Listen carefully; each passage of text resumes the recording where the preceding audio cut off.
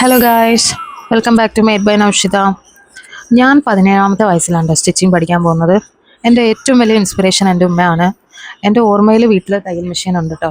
എൻ്റെ യൂണിഫോം ഒക്കെ ഞാൻ ഉമ്മച്ചിനെ കൊണ്ടാണ് തയ്പ്പിച്ചിരുന്നത്.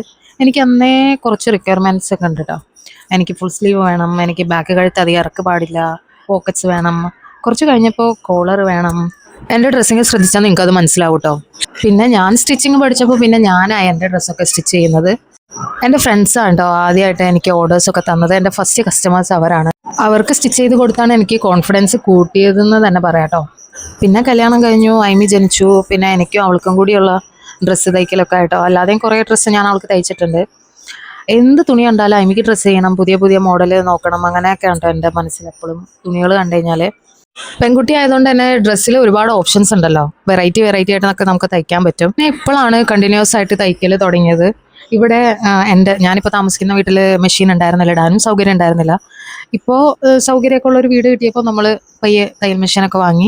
എനിക്ക് എപ്പോഴും തയ്ക്കണം കേട്ടോ. തയ്ച്ചില്ലെങ്കിൽ എനിക്ക് ഭയങ്കര ഒരു മൂഡ് ഓഫ് ആണ്. എൻ്റെ ഒരു സ്ട്രെസ് ബസ്റ്റർ ആണെന്ന് തന്നെ പറയാം. എൻ്റെ വീഡിയോ ആദ്യമായിട്ട് കാണുന്നവരാണെങ്കിൽ സബ്സ്ക്രൈബ് ചെയ്യണം കേട്ടോ, ലൈക്ക് ചെയ്യുക, ഷെയർ ചെയ്യുക. Thank you so much for watching. See you next video.